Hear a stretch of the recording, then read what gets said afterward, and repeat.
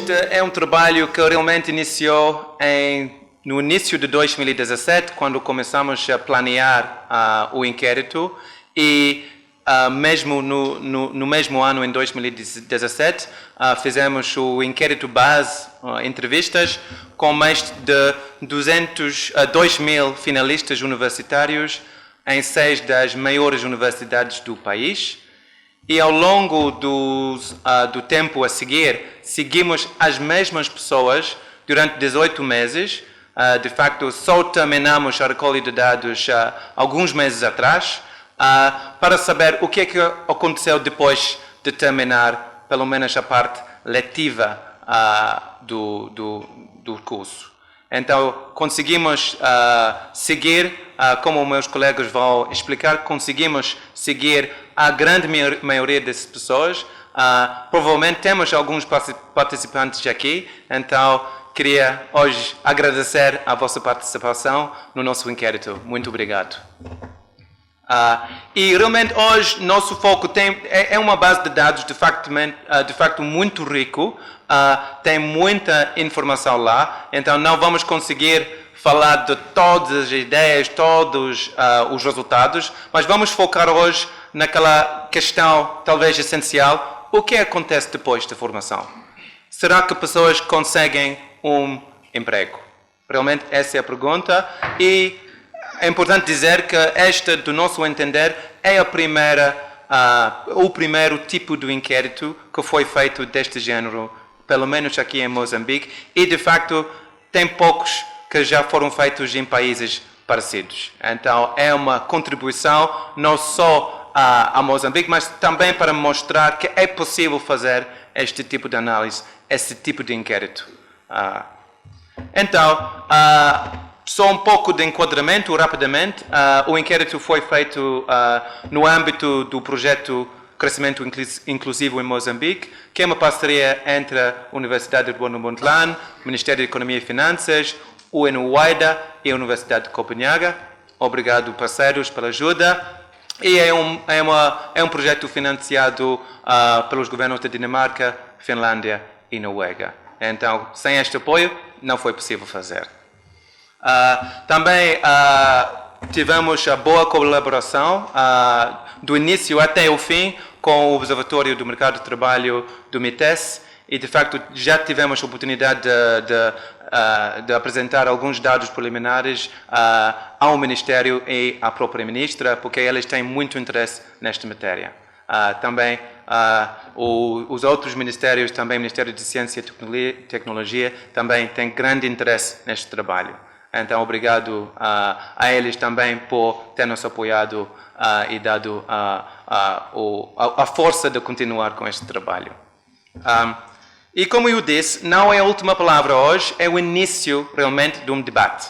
É muito importante dizer que nós não estamos a chegar aqui com grandes soluções e tudo mais, estamos a iniciar um debate, a trazer evidência para mais discussão, e obviamente vamos talvez encontrar outros aspectos que precisam de ser analisados, aprofundados, então há de seguir outros estudos também, que é natural quando estamos a começar a entender um mercado muito complexo, que é o mercado de trabalho. Dito isso, vou dar um pouco da estrutura hoje. Eu vou começar com a motivação, por que estamos a fazer este estudo. Depois, meu colega Gimelgo vai falar um pouco da metodologia, como fizemos o inquérito, e vai descrever rapidamente o perfil dos finalistas. Quem eram nossos participantes, ou quem são ainda, talvez. Depois, meu colega Ricardo vai falar da parte essencial, as transições, que tipo de transição houve em termos na média, por área de estudo e tudo mais, que tipo de trabalho os participantes conseguiram e que estratégias utilizaram para encontrar emprego. Então, esse tipo de matéria é muito interessante. E, no fim, vou falar um pouco da qualidade de trabalho. Será que todos conseguiram a mesma qualidade de trabalho ou não? O nível de remuneração. e também algumas reflexões não só nossas, mas também dos próprios participantes. E depois vamos concluir. Então, só para iniciar a apresentação, qual é a motivação? Do nosso ponto de vista, e para resumir uma discussão e vários outros estudos que já foram feitos, é importante saber, do ponto de vista de Moçambique, 4 aspectos-chave do mercado de trabalho. Primeiro, estamos perante uma situação do baixo nível de escolaridade da população economicamente ativa na média. Falamos um pouco ontem sobre este ponto, mas de facto a maioria das pessoas na força de trabalho ainda não completaram o ensino primário. Então o nível é bastante baixo e quer dizer o número de pessoas com, por exemplo, o ensino superior é bastante limitado. Perante esta situação, o governo e também o mercado privado tem visto um grande crescimento do ensino superior e agora temos mais ou menos 18, 20 mil graduados por ano. Que é muito maior do que mesmo 10, 15 anos atrás, como eu vou mostrar daqui a um pouco. Terceiro, enquanto temos poucas pessoas com ensino superior e um número crescente de pessoas a entrar no mercado de trabalho com ensino superior, mas ainda são bastante limitados em termos relativos, também a força de trabalho também está a crescer. As estimativas demográficas apontam para 400 mil jovens por ano neste momento entrarem no mercado de trabalho. E quarto, infelizmente, devido à estrutura da economia, a maioria do trabalho está no setor informal.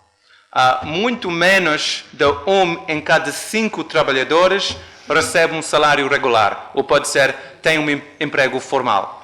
Então, o número de pessoas o número de postos de trabalho no setor formal, podemos chamar os bons empregos, são limitados, mas tem uma massa de pessoas a procurar por eles. Então é uma situação bastante desafiante e por isso as perspectivas dos novos graduados não é assim tão óbvio. Mesmo que são poucos ainda, tem tantas pessoas a procurarem trabalho e poucos bons empregos devido à estrutura da economia. Então, nesta situação, nós queremos saber o que está a acontecer com nossos jovens com ensino superior para melhor entender as dinâmicas do mercado de trabalho. Dito isso, vou passar só rapidamente alguns gráficos e números só para sustentar aquilo que já foi dito.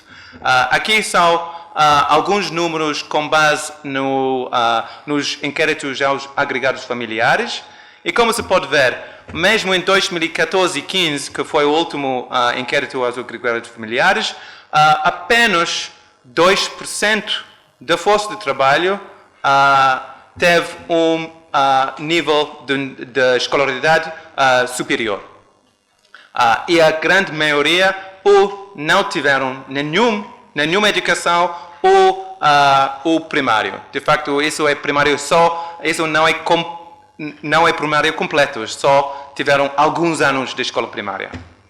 Também, no setor de trabalho, mais que 70 pessoas estão a trabalhar em agricultura e também outro 13%, estão em empresas familiares. Então, com base nesses números, notamos que 75 pessoas estão minimamente no setor informal. E, de facto, é um pouco mais, porque mesmo sendo numa empresa privada, pode ser no setor informal também. Então, notamos que a qualidade, os postos de trabalho que podemos chamar como bons ou fora do setor informal, não é sempre que um trabalho no setor informal não é necessariamente mau, mas a maioria, infelizmente, são. Então, temos poucos postos de trabalho deste género. Só rapidamente ver, aqui indica o crescimento dos graduados do ensino superior. Em 2005, só graduaram mais ou menos 4.000 pessoas do ensino superior e em 2017, 18.000. Então, hoje quer dizer que ainda estamos a produzir mais, mas de uma base bastante limitada, então ainda não são muitas pessoas relativos à força de trabalho. E finalmente, aqui são uma indicação, uma previsão da expansão da força de trabalho total. Estamos a chegar em 2020. Em 2020, a previsão é que temos mais ou menos 17 milhões de pessoas na força de trabalho, de 15 até 65 anos. Mas até 2030, só daqui a 10 anos, vamos ter 23. Então, o número que estão a entrar anualmente é bastante elevado. E podemos ver que, mesmo hoje, temos mais ou menos 2/3 dos trabalhadores sem o ensino primário completo. Este número claramente vai reduzir, mas vai reduzir de uma forma devagar por causa das dinâmicas demográficas. Por isso, o número de pessoas com ensino superior ainda vai continuar a ser relativamente baixo, mas a qualidade geral da massa laboral, podemos dizer, é também baixa, em termos de nível de escolaridade. Ok, então, dito isso, vou passar ao meu colega. Então, para dar continuidade à apresentação, vou proceder à apresentação da metodologia. Com base na população de 2017 de estudantes com ensino superior, nós calculamos a amostra, procedemos ao cálculo da amostra, e a nossa amostra foi desenhada tal que fosse representativa a nível de áreas de estudo e de gênero. E salientar que, a nível de gênero, só para os estudantes do ensino superior e não para a população moçambicana no geral. A tabela mostra as subamostras que nós conseguimos com o nosso inquérito por área de estudo e gênero e também as margens de erro. Conforme podem ver na coluna com homens e mulheres, nós tivemos uma amostra de cerca de 2.174 de cerca de 1.600 que eram necessários para procedermos com o nosso inquérito. Então, podemos dizer que tivemos sucesso na realização do inquérito. Temos as áreas de estudo no lado esquerdo da coluna e nós agregamos a área de serviços e agricultura devido à sua natureza. Conforme podem ver na última coluna da margem de erro, a margem de erro para a área de serviços é um pouco elevada, mas pelas características dos cursos que são lecionados, nós agregamos com a área de agricultura. Então, nós podemos dizer que acautelamos um pouco isso. E com o inquérito telefônico, depois de termos realizado o inquérito base em 2017, os estudantes foram perguntados se podiam ser contactados nas fases seguintes do inquérito, que foi realizado por meio de telefone, e cerca de 2.100 participantes concordaram em ser contactados, e quase 90% deles foram contactados até a última ronda. E nós tivemos uma baixa taxa de atrição, ou seja, perdemos poucos estudantes ao longo das 6 rondas. A primeira ronda foi realizada entre março e junho de 2018, a segunda, que seguiu de junho a setembro, com cerca de 2.000 estudantes, e a terceira ronda entre setembro e novembro, e a quarta ronda entre dezembro e março. E nos meses seguintes continuamos com a quinta e sexta rondas. Ao fim da sexta ronda, tínhamos cerca de 1.841 estudantes, que correspondem a cerca de 90% dos estudantes que aceitaram ser contactados. E dos estudantes que aceitaram ser contactados, apenas perdemos 31, ou seja, 31 de estudantes nunca foram contactados durante as 6 rondas, e a grande maioria, cerca de 1.750, foram contactados cerca de 6 vezes. Também, mais de 90% foram contactados pelo menos 5 vezes durante o inquérito telefônico. Aqui a seguir apresento o perfil dos estudantes que aceitaram ser contactados, os cerca de 2.100. E conforme já havia avançado anteriormente, a nossa amostra não é representativa de todos os moçambicanos, mas dos finalistas das maiores universidades do país, que menciono que foram 6 universidades que realizamos o inquérito, e também não são representativas de todos os jovens moçambicanos no geral. É de salientar também que a maior parte desses finalistas vem de famílias com um grau elevado de educação e que tem alguém na família com um trabalho fixo. A maior parte deles vem de famílias com setor público ou setor privado como empregador. E por causa disso, nós esperamos a partida que, se comparados com outros jovens, esses estão em melhor posição, ou seja, têm melhores oportunidades no mercado de trabalho comparado com o jovem médio que não frequentou o ensino superior ou que não esteja em famílias com essas características apresentadas. E algumas das características, temos que a maior parte são jovens entre 18 e 25 anos, cerca de 65%, e talvez pelo desenho da amostra, a maior parte são do centro e do sul do país, onde estão localizadas as universidades em que nós fizemos o inquérito, e que a maior parte vem de Maputo, cerca de 80%, e vem de universidades públicas a mesma percentagem. A seguir vou convidar o meu colega Ricardo para proceder com as transições. Então, vamos prosseguir. Como foi falado, agora vou-me centrar em 3 questões. Como é que foi o processo dos estudantes universitários na sua transição para o mercado de trabalho, em termos de tempo, por exemplo. Depois falarei em que tipo de ocupação é que estes estudantes finalistas encontraram o seu emprego, em que tipo de empregador. E, finalmente, falarei um pouco sobre como é que eles encontraram emprego e um desafio em particular que eles encontraram para conseguir obter emprego. Então, começamos com as transições pós-ensino. Ao longo do tempo, o que podemos verificar é que a condição de transição para o mercado de trabalho foi melhorando. E o que podemos ver é que, na primeira ronda, quase o estado maioritário dos estudantes, ao fim da primeira ronda, eram ou estavam desempregados, 30%, ou estavam a estudar, ou teriam decidido nem sequer participar no mercado de trabalho. De facto, só 26% ao fim da primeira ronda já tinham um emprego fixo. A situação foi melhorando, o que significa que a entrada no mercado de trabalho imediata foi relativamente reduzida, apesar de tudo, perto dos 40%. 40% dos estudantes conseguiram entrar no mercado de trabalho praticamente de forma imediata, ou já estavam a trabalhar, que é o caso de alguns dos nossos finalistas, ou logo a seguir a terminarem o seu curso, conseguiram obter emprego. Outros foram conseguindo entrar no mercado de trabalho num processo mais ou menos dinâmico, em que passaram alguns por estágio, e vê-se que o nível de estudantes com estágio, eu vou tentar ver se consigo mostrar.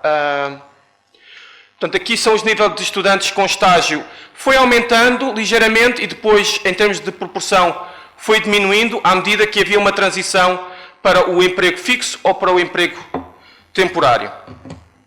Portanto, o que podemos notar então é que ao fim da sexta ronda já 45% tinham um emprego fixo, 16% tinham um trabalho ocasional e só 23%,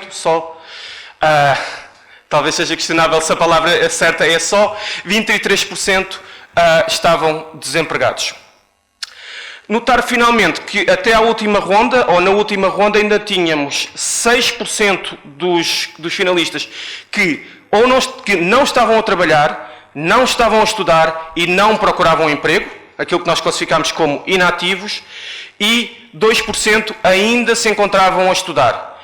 Deste grupo, só um número muito, muito reduzido avançou para o nível de educação superior à licenciatura. Mesmo, estatisticamente, quase zero. Então, como é que foi este processo de mudança? E aqui nós ilustramos, mostrando qual era a situação dos finalistas na primeira ronda, deste lado, e depois como eles transitaram, qual foi o estado em que eles se encontravam na sexta ronda.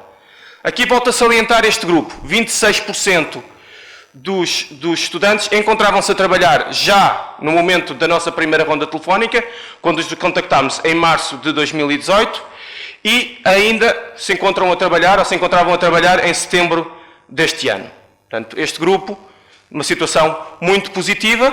Os outros grupos foram variando um pouco mais de estado. Há só uma parte muito baixa de pessoas que estavam a trabalhar na primeira ronda que transitaram para outros estados menos favoráveis. A grande maioria transitou para estados mais favoráveis e, notavelmente, pode-se notar que as pessoas que na primeira ronda estavam desempregadas, há um terço mais ou menos que se manteve desempregado, há um terço que transitou para vários outros estados, inclusive voltar a estudar ou avançar para ou conseguir um trabalho ocasional. Uma parte importante avançou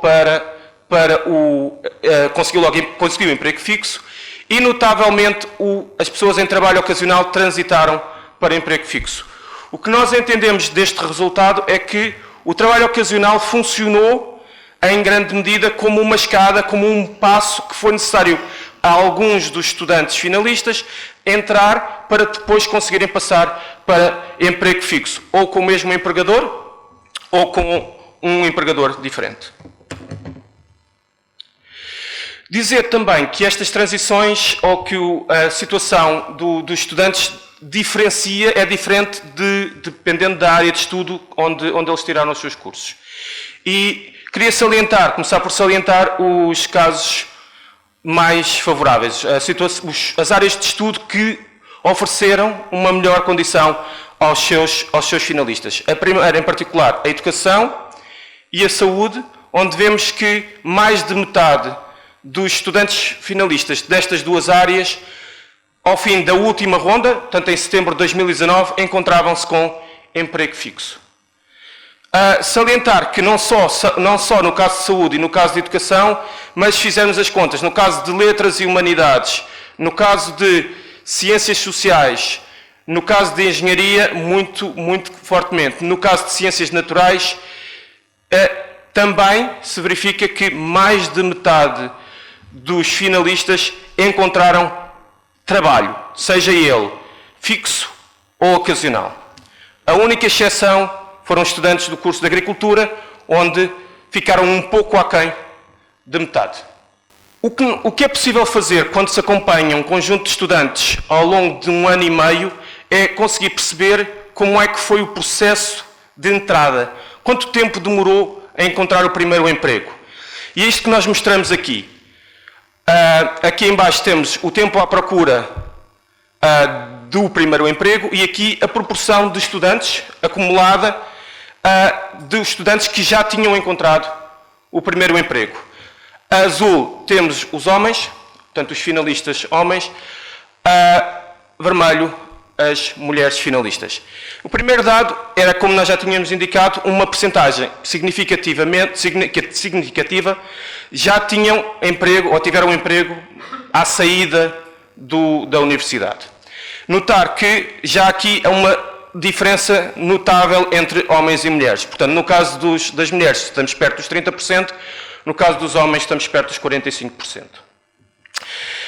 Outra coisa que se pode notar é que o processo de transição, portanto, em que medida é que este grupo de estudantes foi transitando para o primeiro emprego, verifica-se que é um processo lento e que vai desacelerando ao longo do tempo, o que significa, o que não é totalmente surpreendente, que os estudantes retardatários, diremos assim, os estudantes que mais tempo demoraram a chegar ao mercado de trabalho, foram eles próprios encontrando dificuldades crescentes na entrada no mercado de trabalho. Isto agora, se calhar vou ter de apelar um pouco a um esforço de visualização, mas olhando para o relatório é mais fácil, e o que eu vou apontar é para a distância entre homens e mulheres. Porquê é que eu quero apontar? Porque a distância aqui é menor que a distância aqui e, basicamente, significa que a entrada dos homens no mercado de trabalho, eles começaram com mais, portanto, a maior proporção já no mercado de trabalho, já a trabalhar, e a entrada foi mais rápida do que a das mulheres. Só como último dado, penso também é importante salientar, muito próximo de 90% dos homens, ao fim deste processo, já tinham encontrado o primeiro emprego, mais de 20% das mulheres ainda não tinham encontrado o primeiro emprego. Pronto, falámos aqui do processo até encontrar emprego, então vamos falar um pouco de tipo de emprego, ou seja, onde é que trabalham estes estudantes, aqueles que estão a trabalhar, onde é que eles trabalham? A primeira informação que nós conseguimos ver tem a ver com, dá-nos um indício de que setores é que foram mais rápidos a empregar e depois em que medida é que outros setores puderam ou não acompanhar o processo ou até acelerar o passo. E então, anote que na primeira ronda, os serviços públicos, e anote aqui, serviços públicos não significa o setor público estatal, significam serviços de caráter público, como educação e saúde, foram aqueles que empregaram mais depressa. E porquê é que eu digo que empregaram mais depressa? Porque eles começam a representar 63% e terminam a representar 55%. Portanto, eles, do grupo dos estudantes que mais depressa obtiveram emprego, a predominância mais forte foi claramente nos serviços públicos e depois nas outras tipologias de serviços. O que se vai notar é que depois os serviços de informação e financeiros vão começar a acelerar e ganhar peso, bem como o setor primário, fundamentalmente, o setor secundário também um pouco. Isto fala da dinâmica de empregabilidade rápida e empregabilidade lenta. Mas há outro dado que foi marcante naquilo que nós vimos. E isto tem a ver com a percentagem de estudantes universitários que obtiveram emprego por setor de atividade. O setor primário, o setor agrícola, o setor secundário, o setor industrial, somados, são pouco mais de 10%, são 12% somados. Portanto, os estudantes universitários não vão para o setor agrícola, não vão para o setor industrial, vão fundamentalmente para serviços públicos e depois também em algum nível para outros serviços. Ok, acho que esta informação é interessante para os estudantes universitários e para quem, não só aqui como noutros lados, pensa, mas onde é que eu vou tirar o meu curso, onde é que eu vou trabalhar? Então, parece-me relativamente óbvio e dá-nos sempre alguma confiança quando os resultados óbvios aparecem, que os estudantes de saúde estão fundamentalmente na área dos serviços públicos, na área de saúde. Os de educação, igualmente, na área de educação. Portanto, é também um sinal importante que os estudantes destas áreas de ensino foram encontrar emprego nas suas áreas de trabalho naturais, naquelas que são as áreas que se espera onde eles encontrem emprego depois de saírem da universidade. Há-se notar que, no caso de letras e humanidades, que têm um caráter mais fluido, não é tão clara a atribuição, e isto é um fenómeno que se encontra genericamente em quase todas as economias do mundo. No caso das ciências sociais, há uma prevalência mais forte do lado dos serviços comerciais e dos serviços de informação e financeiros, o que também seria de esperar. No caso das ciências sociais, aqui também uma presença dos serviços de informação e financeiros. Só fazer aqui uma nota, porque acho que é importante. Às vezes nós podemos não saber que informática está dentro das ciências naturais. E, portanto, explica também um pouco esta presença aqui nos setores financeiros. Engenharia, quase metade dos estudantes de engenharia estão no setor secundário. É o setor natural das pessoas de engenharia, diria eu. Quem conhece a banca também sabe que há muitos engenheiros que vão para a banca, portanto também é aqui natural. O que não é tão natural e nos preocupou é este resultado aqui. Os estudantes que previeram do curso de Agricultura, só 19%, menos de 1 em 4 dos estudantes que fizeram o curso de Agricultura estão a trabalhar no setor da agricultura. De facto, a grande maioria está no setor da educação e alguns no setor comercial, e podemos esperar que alguns destes que estão no setor comercial possam estar no setor comercial ligado aos produtos de origem natural, agrícolas ou animais. Quando olhamos para o tipo de empregador, aquilo que encontramos é apenas o setor da saúde, é o único onde o maior empregador mais importante é o Estado ou a administração pública. Em todos os outros casos, o empregador mais importante vai ser chamemos-lhe a moda estatística, o empregador mais escolhido são as empresas privadas, por conta de outrem, mas em muitos casos, somado ao negócio próprio e familiar, o setor privado é dominante em praticamente todas as áreas de estudo. Então, falando um pouco daquilo que falta, que é as ONGs, dizer que captaram principalmente licenciados de Agricultura, Ciências Sociais e Ciências Naturais, em termos de perfil.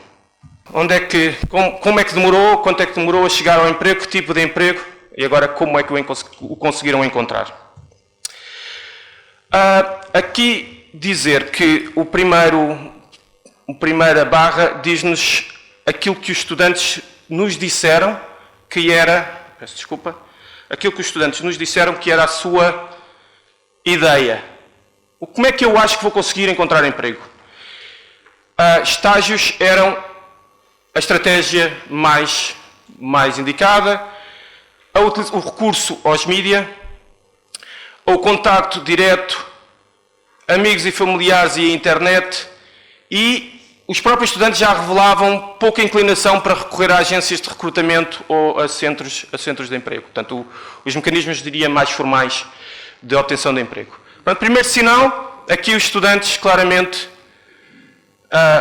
estavam a apontar para o sítio certo, porque, de facto, em termos de empregos obtidos, eles realmente, a importância dos meios formais para a obtenção destes empregos é muito baixa, e aqui também juntaria os mídia, que também é significativamente baixa, 10%. O que é muito notável é este, que é que a estratégia mais eficaz para encontrar emprego, seja o primeiro emprego, seja o último emprego para as pessoas que transitaram, porque nós temos situações de pessoas que transitaram, que obtendo um primeiro emprego, depois transitaram para um segundo, terceiro, e neste caso este seria o último, fosse ele o segundo, fosse ele o terceiro, neste ano e meio que nós os acompanhamos, mas de facto o mais eficaz, a estratégia mais eficaz que eles encontraram, os que encontraram emprego, foi através de amigos e familiares. Só também para um bocadinho de uma nota positiva, verificar que a internet, depois de obter emprego, a internet tornou-se um mecanismo mais eficaz para conseguirem o segundo ou terceiro, o último emprego, enquanto os estivemos a acompanhar. Bom, dado este sinal primeiro que temos aqui de informalidade, houve uma pergunta que nós fizemos a procurar sondar um fenómeno que ouvíamos falar, e esse fenómeno é o fenómeno de vendas de vagas.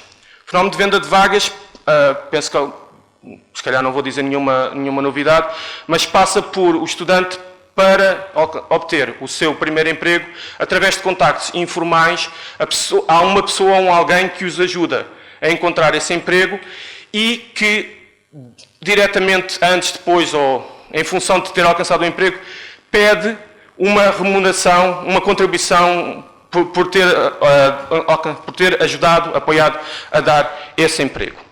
Ok. Dizer que 15% das posições de emprego que foram alcançadas pelos estudantes, e aqui talvez fazer aqui uma nota, porque nós falámos que acompanhámos aproximadamente 2.000 estudantes e aqui vemos mais do que 2.000 posições. Porquê? Porque aqui nós não estamos a pensar em número de pessoas, estamos a pensar em posições. Uma pessoa pode ter obtido emprego mais do que uma vez, e é isto que nós estamos a acompanhar aqui. Portanto, 15% de 2.273 posições alcançadas exigiram que fosse necessário pagar por ela. E o valor médio foi de 10.000 meticais. Dizer que alguns cursos estão mais vulneráveis, os estudantes que saíram de alguns cursos estão mais vulneráveis a esta prática. Dizer primeiro os que estão menos vulneráveis, os estudantes de saúde, menos vulneráveis a esta prática, mas os estudantes de agricultura e de letras e humanidades mais vulneráveis a esta prática. Porque nos preocupámos, procurámos também ver o que é que acontecia em função da área onde os estudantes estão a trabalhar, o setor de atividade. E aqui talvez o mais notável, sendo a média 15%, verificar que a média está a ser empurrada para cima pelos serviços comerciais.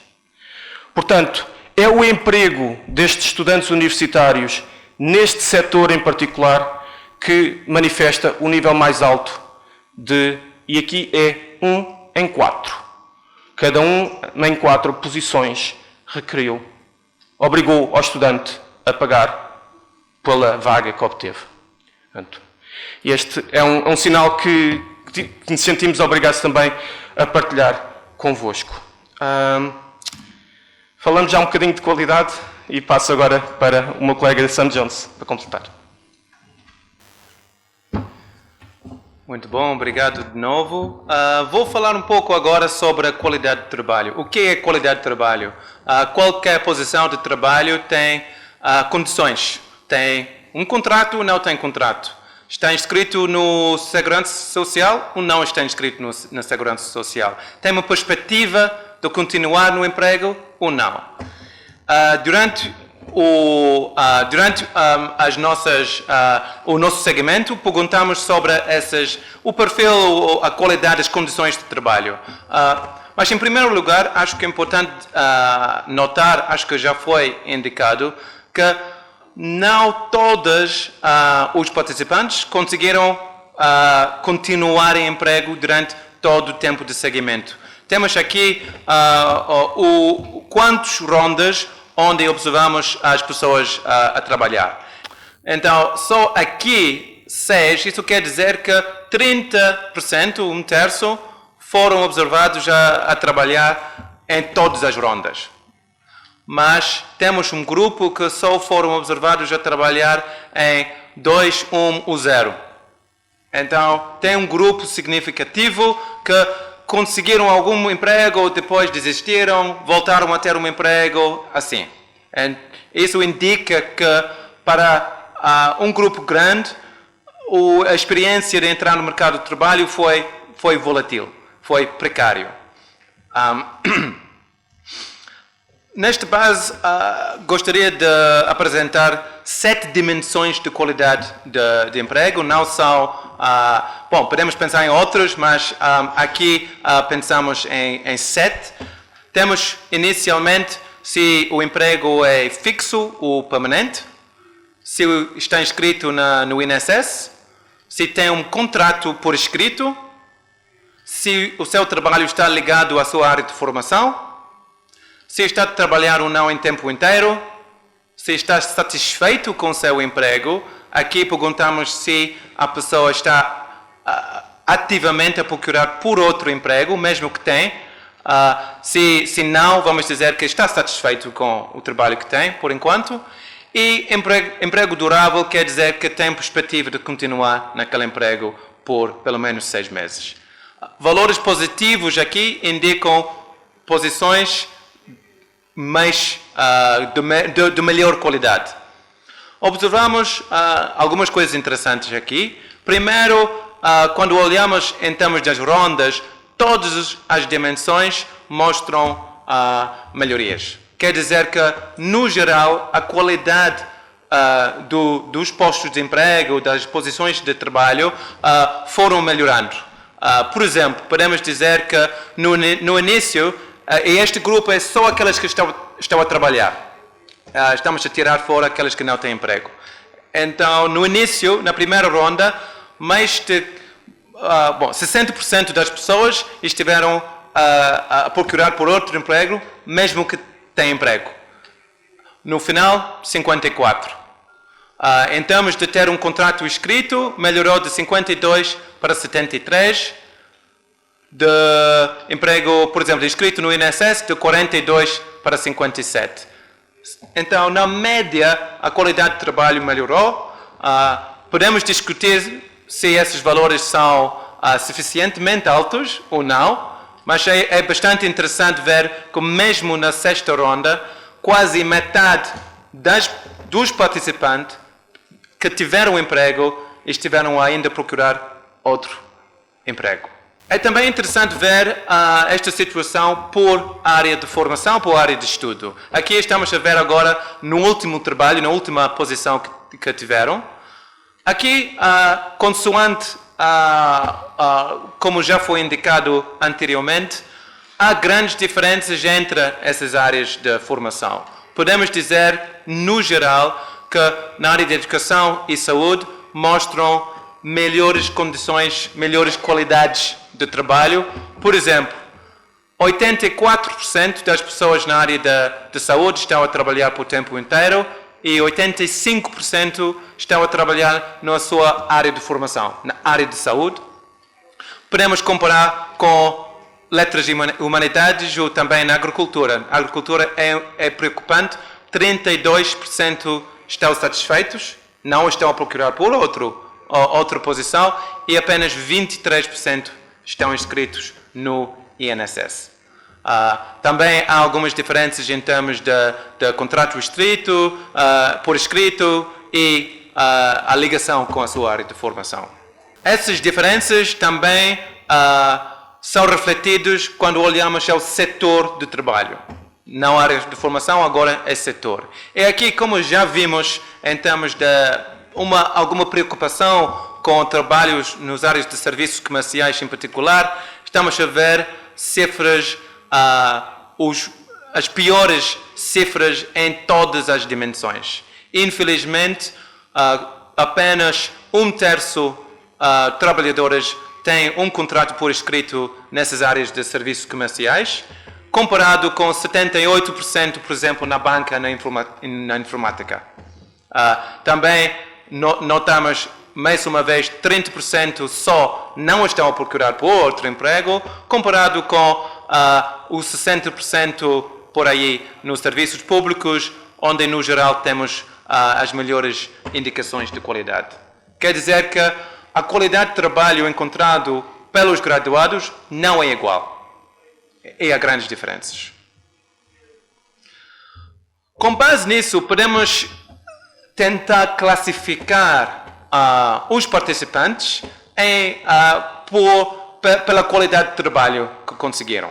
Essa é uma classificação um pouco grossa, mas dá para dar uma indicação das diferenças entre a qualidade ou a posição do trabalho que eles têm.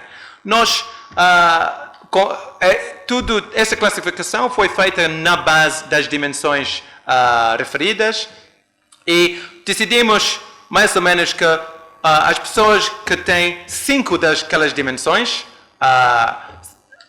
podemos dizer que o trabalho é bom, tem uma qualidade de trabalho relativamente alta. Aquelas com menos de 5 têm uma qualidade de trabalho pior, podemos dizer mau. E, obviamente, temos pessoas sem emprego nenhum. Então, é interessante ver que até a última ronda, no final do segmento de 18 meses, 40% têm esses bons empregos. Mas temos um outro grupo significativo com um emprego de muito menor qualidade e temos um outro com 30% sem emprego, são esses que são desempregados ou a estudar ou inativos. E essa qualidade de trabalho, é importante notar, é correlacionado com outros aspectos que não foram utilizados para classificar. Quer dizer, o salário. O salário nesses bons empregos é bastante mais alto que no salário no mau. Esta é a barra aqui, à direita. O salário recebido mediano nos bons empregos é um pouco acima é quase 15 mil meticais por mês. O salário recebido nos maus empregos, aqui estamos a falar mais que pessoas que não estão a trabalhar a tempo inteiro, não têm um contrato por escrito, não têm um emprego durável, têm um salário 1/3 menor, mais ou menos 10 mil meticais por mês. E, obviamente, esses sem emprego não têm nenhum salário, Também, em termos do tempo que estiveram a trabalhar, aquelas com um bom emprego também conseguiram trabalhar durante mais tempo no tempo de segmento, no período de segmento, do que os outros. Aqui na média, mediano, quer dizer 50% ou mais, estiveram a trabalhar durante todas as rondas, aquelas que têm um bom emprego, mas o mediano nos maus empregos só conseguiu 4 rondas. Falando mais um pouco da remuneração, qual é o salário que o finalista obtém? Aqui temos diferenças por setor de trabalho e por género. Este é no último trabalho, é depois de 18 meses. O mediano é 14 mil meticais por mês. 50% dos estudantes que conseguiram emprego conseguiram um salário de 14 mil meticais por mês ou mais, quer dizer, um outro 50% conseguiram menos de 14 mil meticais por mês.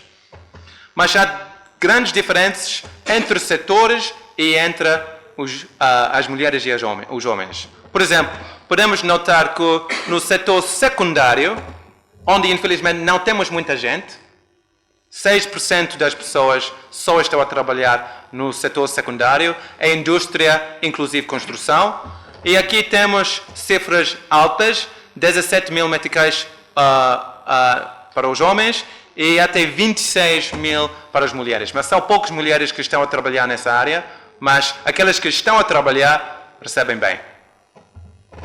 Na área de serviços comerciais, que é interessante, notamos esses valores menores, no mediano 9 até 10 mil meticais por mês. Então, mais uma vez estamos a notar que aquele grupo de setores de serviços comerciais oferece, vamos dizer, as piores condições, inclusive o nível de remuneração.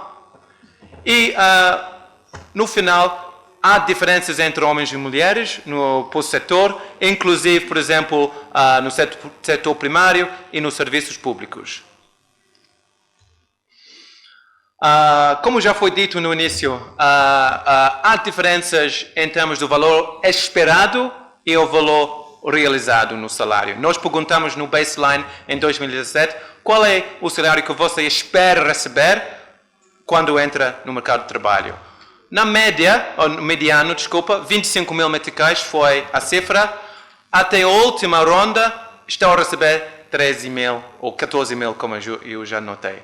Há diferenças, como eu disse, entre os valores realizados, mas é importante notar que em todas as áreas, todos também os setores, temos grandes diferenças entre o valor realizado e o valor esperado. Mas é importante dizer que podemos pensar que isso pode criar uma grande frustração ao nível dos participantes. Na última ronda, perguntamos se estão satisfeitos ou iriam voltar a ir ao ensino superior.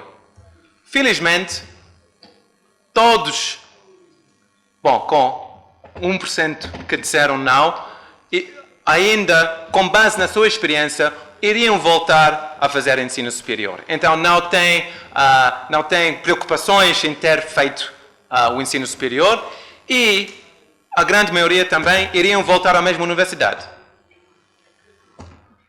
Temos algumas diferenças em termos do mesmo curso. Então, iria escolher o mesmo curso.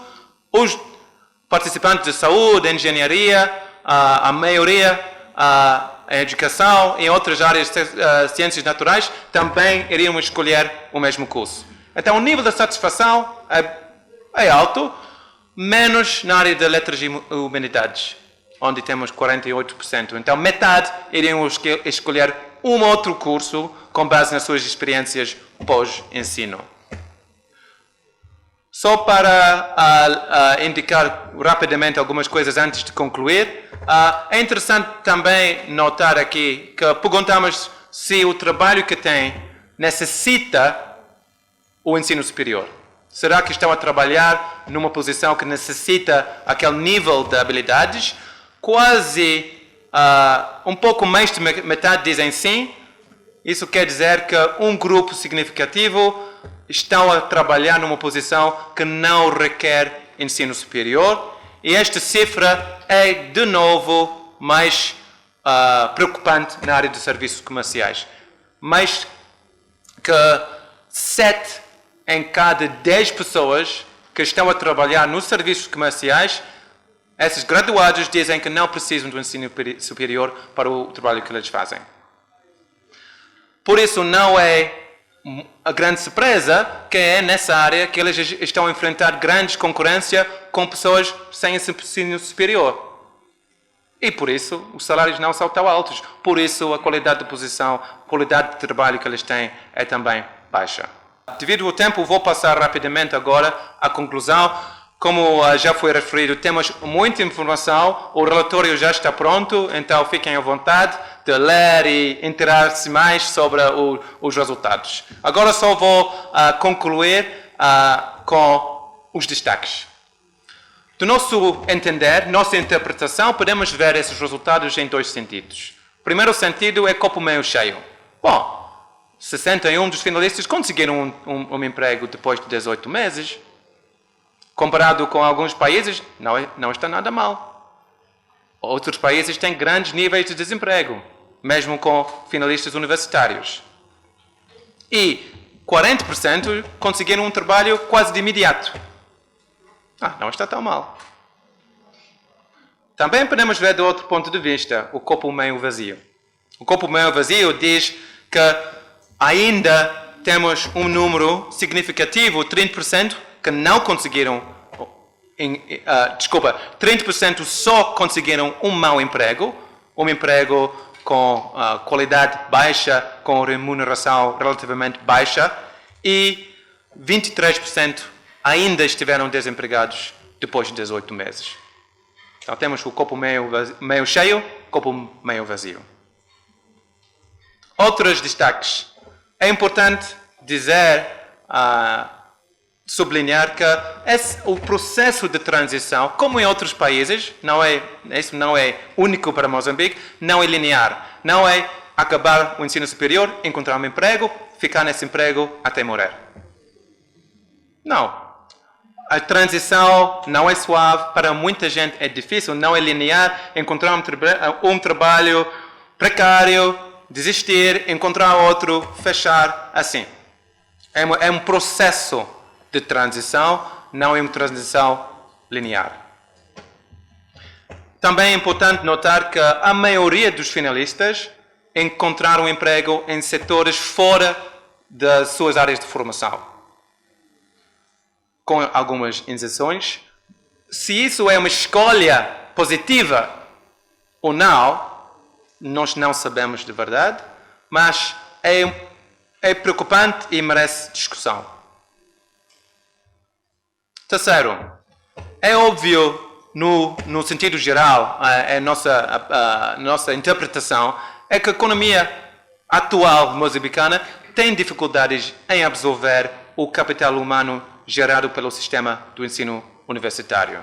Se lembramos aquela estrutura de economia que mostrei no início, onde tem a maioria das pessoas que estão a trabalhar no setor da agricultura, a minoria em bons empregos, a qualidade das posições de emprego que a economia está a gerar não está a criar uma demanda suficiente para pessoas com níveis muito altos de escolaridade. Isso também é indicado pelo facto que só metade dos finalistas que estão a trabalhar em posições que necessitam ter um ensino superior. Bom, isso é com base na avaliação dos participantes, não necessariamente do empregador. E é importante também sublinhar as diferenças nas experiências entre mulheres e homens. As mulheres, infelizmente, enfrentaram uma transição mais difícil e mais lenta em muitas áreas. E mesmo que conseguiram um emprego, encontram um emprego com um salário normalmente, na média, um pouco mais baixo do que os homens. Quais são as implicações?